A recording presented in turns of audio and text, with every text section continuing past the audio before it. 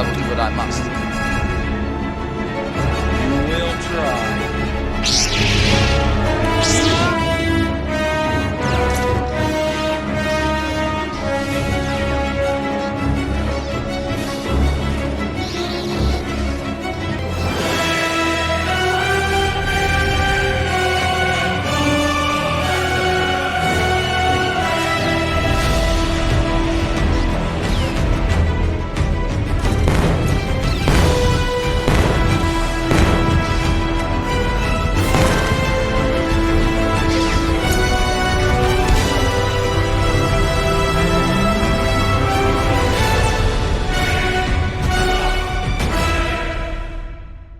I'll admit, this it's gonna feel weird under a Disney logo. Well, isn't this awkward? You made this video literally the day before Force Awakens came out, and the Disney logo wasn't there. Heck, even after Disney acquired Fox, movies like Alien Romulus and Avatar: The Way of Water didn't have it. Not to mention Marvel has been owned by Disney for years at this point, and they didn't put the Disney logo in front either, so... Tradition for tradition's sake. Also reading. The March of War! Oh crap, I'm gonna have to send you for sending the opening text in the crawl for every movie, aren't I? Well, here's another 15 cents for you. Only 6 more to go. These opening crawls always seem to tell a story that is not logical from where we left off. The Jedi and the clones destroyed the droid army and the factory where they were built in the last movie. But suddenly Dooku can go around making successful attacks that he wasn't capable of before. I'm sorry, what? You send the last movie, so what are you talking about? The droid army was able to send some ships out before the Republic destroyed them all. That movie already set up that the Separatists have sent droid armies across the galaxy for the Republic to deal with. These two ships are doing absolutely nothing except making a long, unbroken shot possible. Of course, when it's all a cartoon, how impressive is that? Sending this one shot. But also, even if this is all CGI, it's still impressive. Just look at all the stuff on screen. Lots of CGI artists had to put all the stuff in there by hand, animate it, and render it. And all back in 2005. Also, this brings to light the fact that there appears to be no solid military plan involved on either side. Hey, just send all your ships out and we'll flip a coin. Heads we die, tails we die. Well, someone's gotta win, might as well be us. Well, what do you suggest they do? They have to break into the Invisible Hand to rescue the Chancellor, and they'll obviously have to meet with heavy defenses. At least the Jedi need to get inside, so these clones around them are doing their job of covering them and creating an opening for them. Flying is for droids. Obi-Wan became the one-liner asshole of this series. Sending Obi-Wan's quips. The General's command ship is dead ahead. Still, like 4 minutes ago you said the same thing. General Grievous's ship is directly ahead. Neither it nor you moved or changed direction in the last 4 minutes. Totally not just stealing Birdman's exact quote to this particular sin, but space is big, yo. Oh, I have a bad feeling about this. In earlier uses of this line, it was always in a situation that was undefined. The person saying it didn't know why they got a bad feeling, but they got it nonetheless. Now you're just sticking it in for lip service. You sure about that? I seem to remember Anakin saying it when monsters were out to kill him and his friends.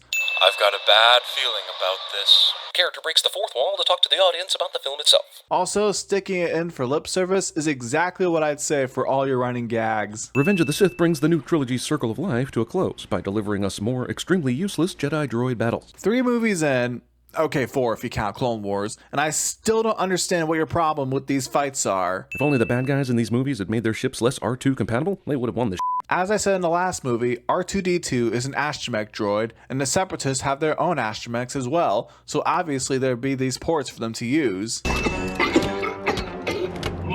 So it's come to this, a coughing robot. You mean a coughing cyborg? We kind of see his internal organs inside of him when Obi-Wan kills him. Destroyers.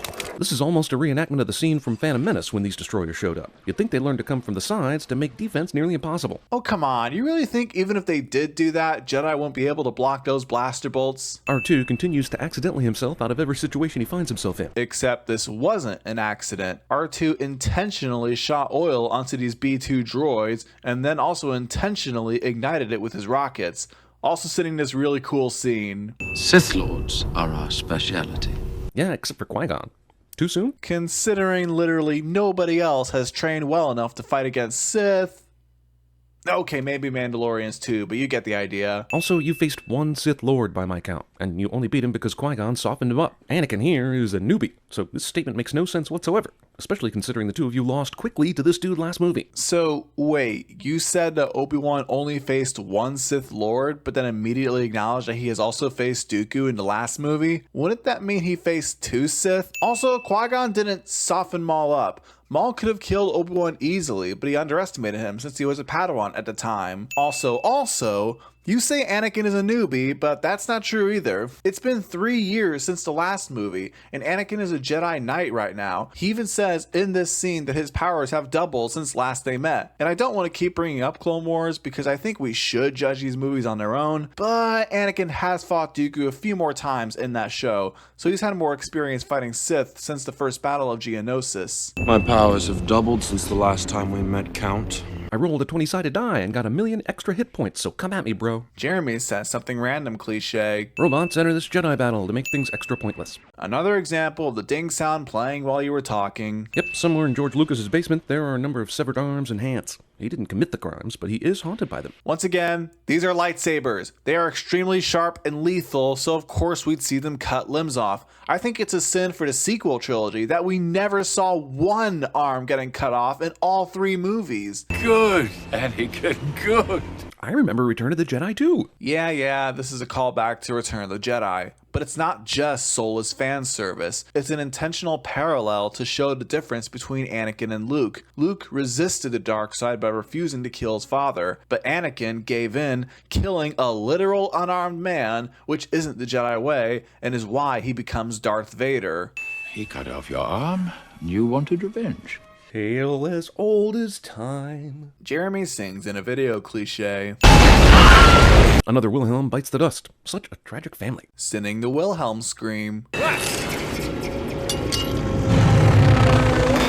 don't know what I just saw, but it was total bullshit. Could have at least explained why, though. Do you have a plan B? I hope not. Luke and Leia need to be born. Jeremy yells at the screen cliche. Aside from the coughing, which is dumb as hell, how does a robot get promoted through the ranks so quickly and become a general? What the f*** is this nonsense? Again, Grievous isn't a robot. He's a cyborg. And he's able to control the Separatist droid army because he has killed Jedi and stolen their lightsabers. That makes him a formidable opponent for the Jedi and a valuable ally for Count Dooku. Discount robot Darth Mauls. Okay, Jeremy, you've sinned all 3 prequels because you don't like that Jedi are able to take down battle droids so easily. But now, the movie is finally addressing that complaint with these Magna Guards that are able to. Even when Obi-Wan cuts one of their heads off, it's still able to fight. So why aren't you realizing this and removing a sin? Somehow, the best chance for survival involves Anakin trying to crash land this gigantic ship, as opposed to any kind of Jedi something escape pod something. But Grievous literally jettisoned all the escape pods when he was escaping. They don't have a way of getting out now, so crashing the ship is their only option. Landing strip straight ahead.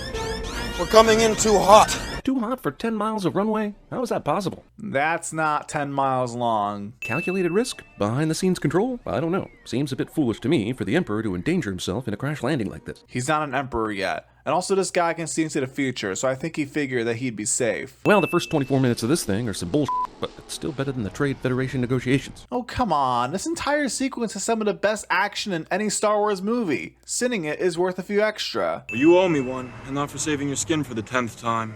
9th time. That business on Cato Nemoidia doesn't count. Once again, Jedi talk about some shit we never got to see. That's called world building. Besides, the original trilogy did that too, like when Obi-Wan talked about the Clone Wars being friends with Anakin and the Jedi being wiped out. So this isn't anything new for this franchise. There were whispers that you'd been killed. Why? Who knew the situation enough to make any kind of speculation? That's probably why there were whispers, because someone didn't have enough knowledge of the situation. And also, I feel like seeing a ship crashing would give some people that idea. Annie, I'm pregnant. It's truly amazing how Yoda and a whole bunch of Jedi Council members can't sense this shit. I'm confused. You sinned Attack of the Clones, right? That movie made it clear that the Sith are clouding their senses. You even sinned the scene when Dooku explained that. The dark side of the Force has clouded their vision, my friend. Again, how? Perfect time to explain this bullshit, and immediately goes on to the next subject. What are we gonna do? Okay, I have an elaborate plan that involves you dying, me turning evil, and our twins not knowing they're related for almost 30 years. What do you say? They didn't know they were related for 23 years. That's not almost 30. Also, what are you even saying here? Are you yelling at the screen again? The happiest moment of my life. Except when my mom died and I slaughtered all those Tusken Raiders, but this is a close second. Excuse me, what? Anakin losing his mom and killing Tusken Raiders because of that was the happiest moment in his life?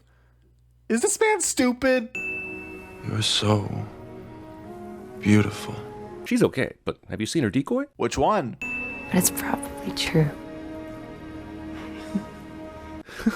In the span of one movie, Padme has gone from serious, determined protector of Naboo to flirty giggle girl in a nightie. I think she still cares about Naboo. It's currently not in danger right now. Also saying the word nightie. That was honestly more cringy than all the dialogue between these two. Anakin rips off the "My love is gonna die" Chosen One dreams from Neo in The Matrix Reloaded. To be fair though, Trinity's death was left a bit ambiguous in Neo's dreams, but Padme's death is certain. Also, Anakin already had dreams of his mom dying in episode 2, and that came out a year before The Matrix Reloaded. So... How do you sleep with this much light pouring in the window? Shut the fucking blinds, you idiots. Hey, I've been able to sleep during the day when the sun is out, just saying. You die in childbirth. It was only a dream. I won't let this one become real. I will lightsaber the death out of you. Jeremy says some words that aren't said in the movie cliche. Okay, I'm trying to mix it up here. I doubt the Queen will continue to allow me to serve in the Senate. How do you go from queen to senator, but then the replacement queen has more power than you do? Is this monarchy not based on birthright? Is the queen elected but then still called a queen? Yes, and as Matidia pointed out, historically, elected monarchs have existed before. The fear of loss is a path to the dark side. What isn't a path to the dark side, huh? You're saying this as if this is new, but that has already been established in The Phantom Menace. You also send that scene, so you know this already. Afraid to lose her, I think. Well, wouldn't you be too? Jedi Council makes it out like loving your mom is bad, assholes. Fear is the path to the dark side. Movie continues assault on fear, as though it never once led to a saved life or an avoided accident. Train yourself to let go of everything you fear to lose. Seems like this would have been Jedi 101, with Obi-Wan teaching Anakin this on the first day of class, especially since the whole Jedi Council didn't want to train him because of that very reason. Somehow this guy made it through his training without one whit of knowledge. That's Anakin's problem. He never learned how to let go. And I don't think that's something that other people can just teach you. You have to learn that on your own. Seleucumai has fallen, and Master Voss has moved his troops to Bos Pitti. My brain just spun a wheel of chance to figure out what the hell Obi-Wan just said. A planet has fallen, and a Jedi Master has moved his troops to another planet. There. Was that so hard? I guess this guy is somewhere on some other planet, sitting in a chair with the exact dimensions of this chair? Jesus. Another hologram sin. Jeremy, this is a universe that already isn't realistic. We're talking about the same universe where some people can move objects with their minds, space battles behave like plane fights inside Earth, and the bad guys somehow have enough resources to create a space station that has a laser that can destroy planets. But this is the most unbelievable thing to you? What about the droid attack on the Wookiees? He's right. It's a system we cannot afford to lose. Because Wookiees produce tons of wool for the universe. No. Sitting this line. The only reason the Council has approved your appointment is because the Chancellor trusts you. Can someone not bug his office? Why do you have to enlist the iffy Anakin as an undercover detective? Because Anakin is already close friends with the Chancellor. He has been ever since Palpatine said this over 10 years ago. We will watch your career with great interest. Anakin did not take to his new assignment with much enthusiasm. It's very dangerous putting them together. Seems like maybe you three could have prevented a galactic disaster, but just didn't for some reason. They were put in a difficult situation when the Clone Wars began. The Separatists had created an army big enough to fight back against the Republic, and the Jedi needed to fight back to maintain peace in the galaxy. With all due respect, Master, is he not the chosen one? With all due respect, Obi, were you not voicing your own concerns about him in the last f***ing movie? Because you were, ass. And isn't he doing that in this movie? A prophecy that misread could have been. And you're only bringing this up now? You guys have done a lot based on this prophecy you suddenly don't seem to trust because the writers want to make you Nostradamus. Well, yeah, they're just now thinking of it. Anakin is meant to bring balance to the Force, and the Sith are in charge of the Separatists. The Clone Wars have been going on for 3 years, which is longer than anyone anticipated. They hoped Anakin would have defeated the Sith by now. I hope right you are. Man, did the prequels take all the fun out of Yoda's speech patterns or what? No, they didn't. Also, I didn't ever think it would come to this, but I'm sinning love. Sinning love. The Jedi use their power for good. Good is a point of view, Anakin.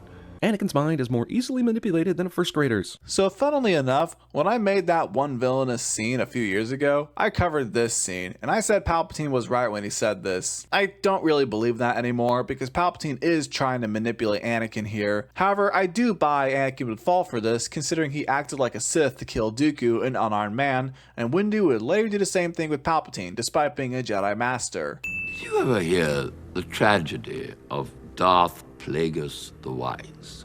Shh, quiet. I'm trying to watch the Electric Bubble Show, dude. Sinning the tragedy of Darth Plagueis the Wise. He could use the Force to influence the midi-chlorians to create life.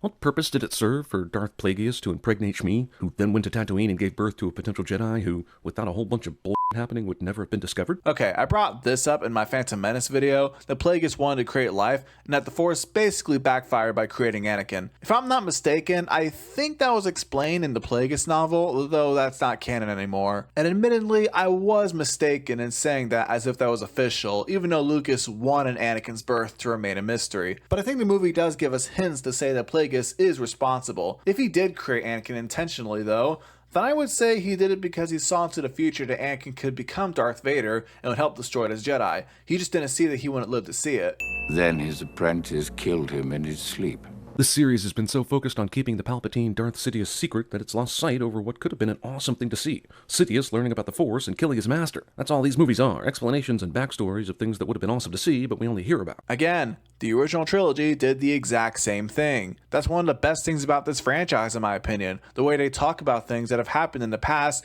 it makes this galaxy feel lived in and like it has tons of history behind it. Although I think the sequel trilogy took that a bit too far, since there are too many gaps from the ending of episode 6 to the beginning of episode 7, but that's a topic for another time. Did these Wookiees just do a Tarzan yell? My god, man, it just hurts my soul. Chewie did that in episode 6 too. I have trained you since you were a small boy. I have taught you everything I know. Except that part about controlling your emotions and whatnot. We skipped that lesson. Again, Anakin just simply never learned, and Obi-Wan is mainly referring to his Jedi abilities. Obi-Wan watches himself pilot a ship away from the dock, and I'm left to wonder, am I watching The Island right now? Arbitrary movie reference. When did Obi-Wan learn to ride one of these random bastards? Off screen. Be thankful, Vice Lord. You have not found yourself in my grip. This sounds exactly like Saris from Galaxy Quest. Cool, cool. Can you send the movie now? Wow, that was perfectly sized to fall on 4 incompetent robots. He says, over footage of one of them not being completely crushed. I've been trained in your Jedi arts by Count Dooku.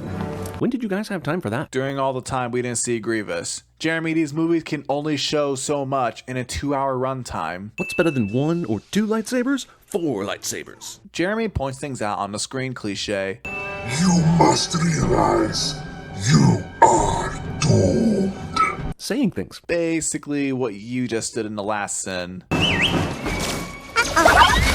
Obi-Wan's instant spiritual bond with this planet's version of a hippogriff. And yeah, sure, I guess he's using the Force's connection with all the universe to do this, but honestly, I just wanted to say the word hippogriff in this video, okay? I mean, it's not like you didn't roll your eyes at this too. Jeremy comes up with a valid reason for how Obi-Wan could have connected with this creature, and then comes up with a BS excuse for why he's sending the movie for it. I think the whole reason for the plot now is so that George Lucas can insert holograms on screen. CinemaSins holograms cliche. I sense a plot to destroy the Jedi. The dark side of the Force surrounds the Chancellor.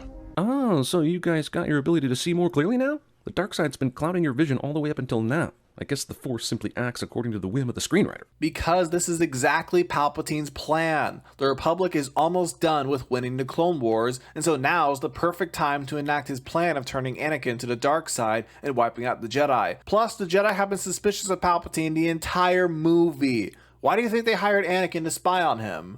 Don't you wonder why they won't make you a Jedi Master? Don't you wonder why Anakin is so powerful in the Force but so blind to this super obvious manipulation? Anakin had a whole rant in the last movie about how Obi-Wan is holding him back, so Palpatine is simply feeding into that frustration. And you will be able to save your wife from certain death.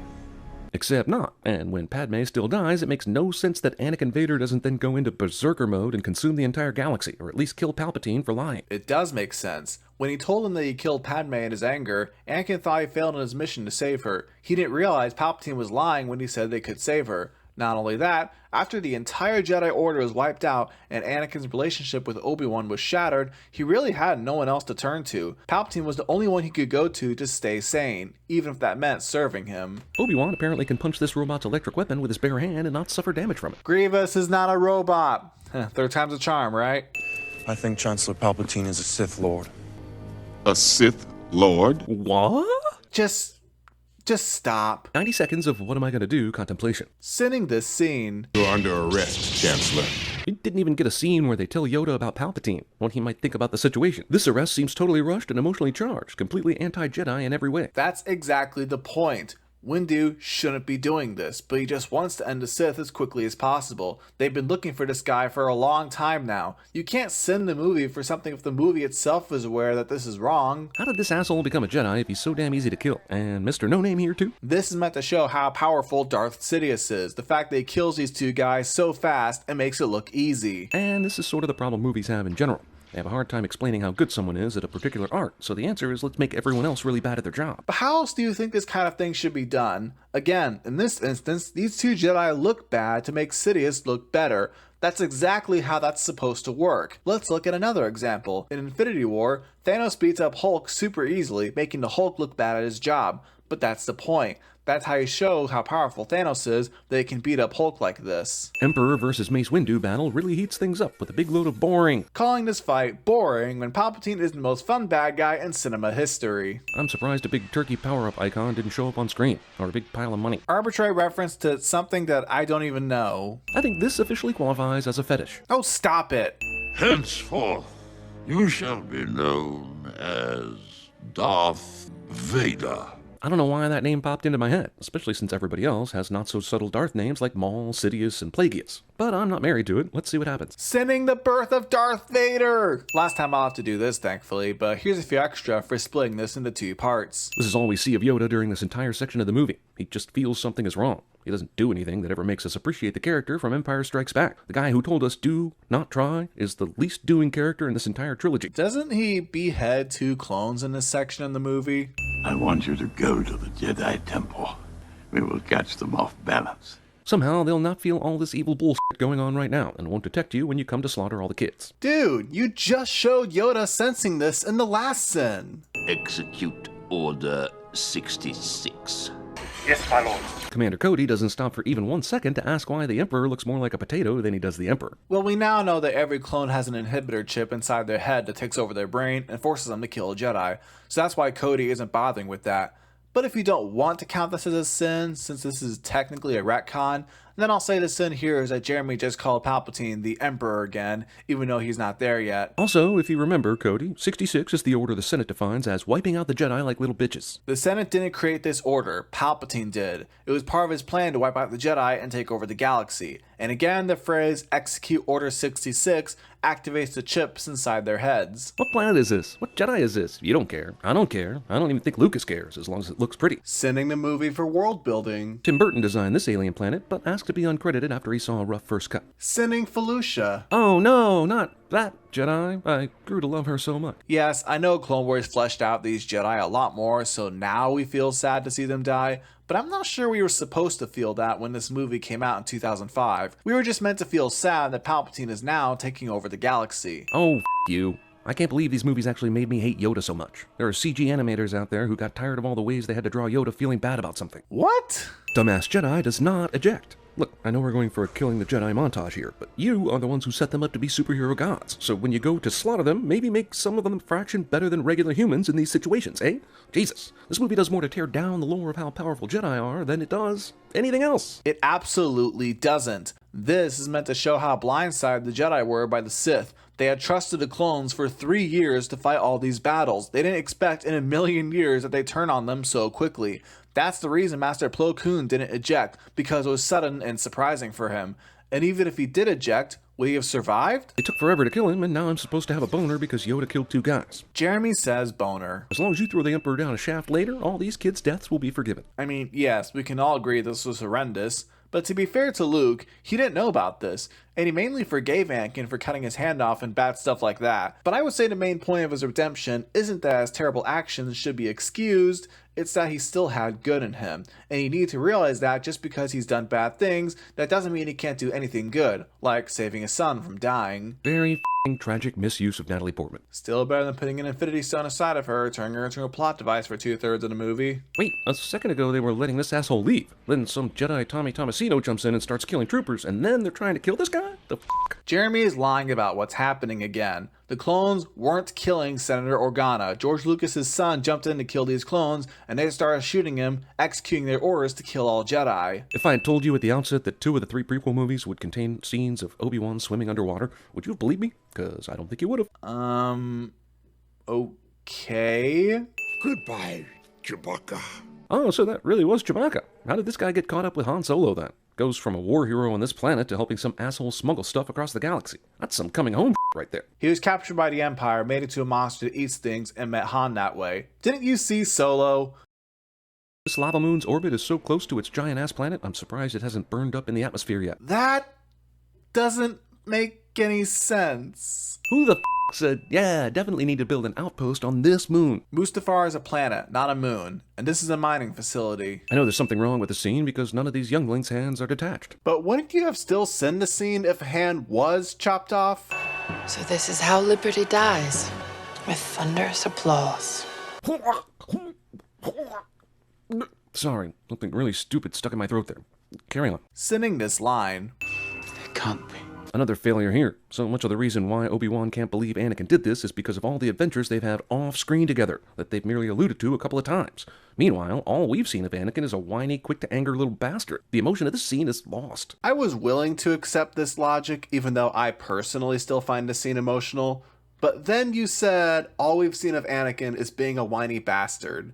Did you fall asleep during the opening of this movie? We saw him getting along with Obi-Wan really well, which gave us hints on what their adventures were like during the Clone Wars. Use your feelings, Obi-Wan, and find him you will. Since when do a Jedi's feelings work in these movies? Every movie. Why doesn't Obi-Wan just play the incriminating security video of Anakin killing children for her? I doubt Obi-Wan brought that with him. But even if he did, that would be pretty dang horrific to show to a pregnant lady. Anakin is the father, isn't he? Ask that again. I was distracted by all the bullshit in the background. Jeremy is apparently distracted by cities and traffic. Anakin is the father, isn't he? You seriously didn't know that already? God damn, can Jedi sense or fucking not? Obi-Wan has had suspicions about these two for a long time now, and the fact that Padme is pregnant and she doesn't want him to kill Anakin further confirms to Obi-Wan that he's the father. Obi-Wan leaves Padme, walks toward his ship, and the next time we see them, they're about to fly to the lava planet.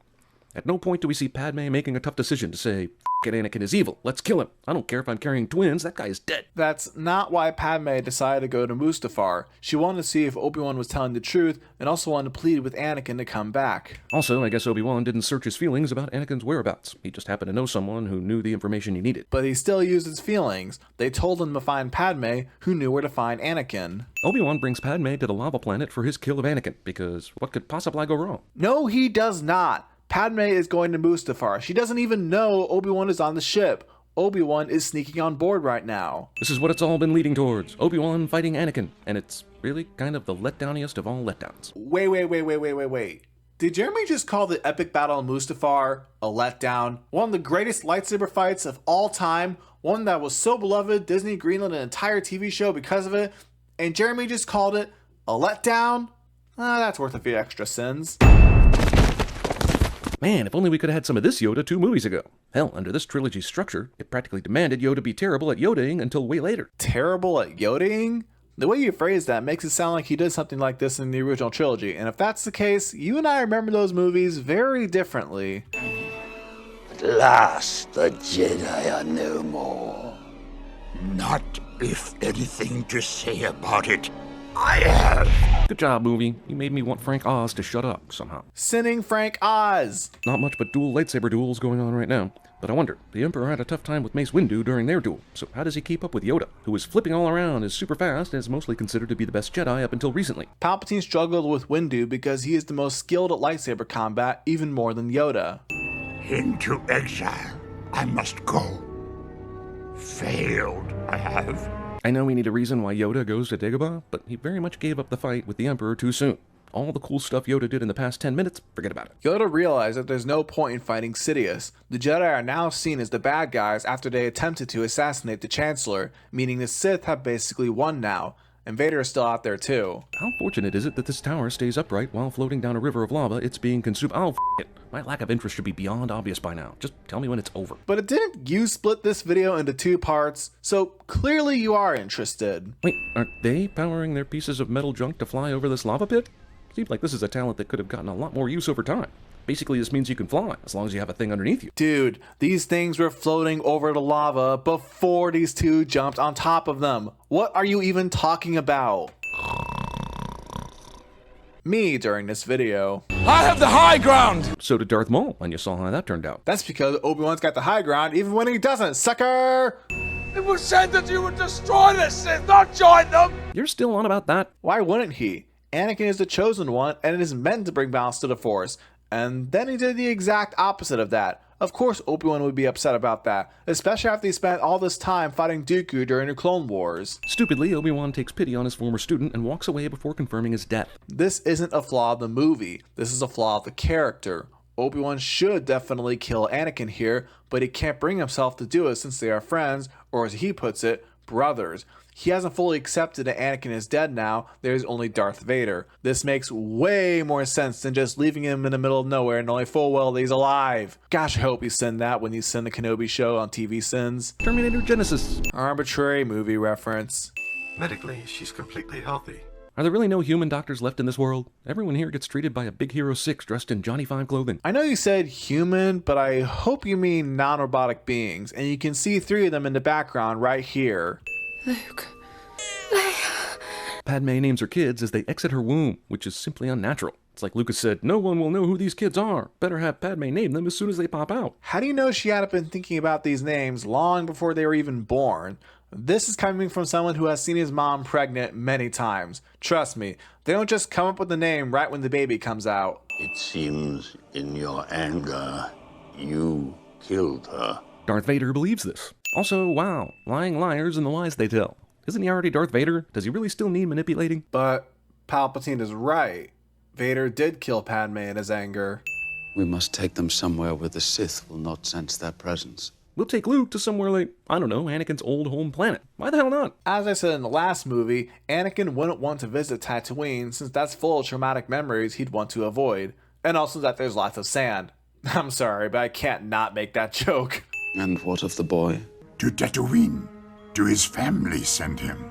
It's almost like they forgot the guideline they set just 20 seconds earlier. You literally said this in the last sin. Double dipping. I will take the child and watch over him. Kinda. Considering Luke goes on to live on this planet for 19 years... Discount long distance, not actually Peter Cushing. Nah, it's still better than CGIing his face to make him look like Peter Cushing. Isn't Vader still badly burned? Did they ever give him anything for that? That's gonna get infected. Jeremy just asked this dumb question with an obvious answer, so I'm not even gonna say it out loud. Here, have a baby. Also, Jedi storks. These 2 sins that I think only exist to show an important scene from the movie. Movie prequel trilogy thinks it's tied off all the loose ends, despite ending roughly 20 years from the start of the original trilogy. What about Luke's puberty? What about Leia's struggle with why her parents' castle has a ballroom but never has any balls? Yes, because those are the 2 biggest unresolved plot points from this entire trilogy, apparently.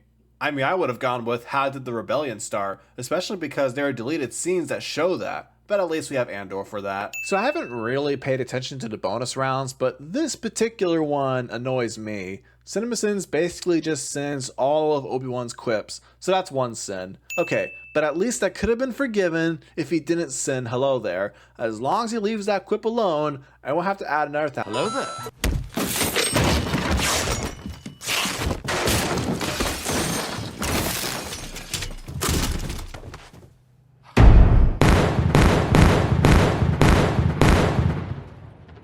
You are on this council.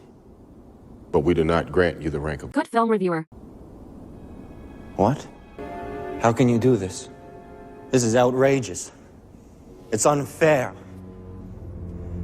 How can you be on the council and not be... Good film reviewer. Take a seat.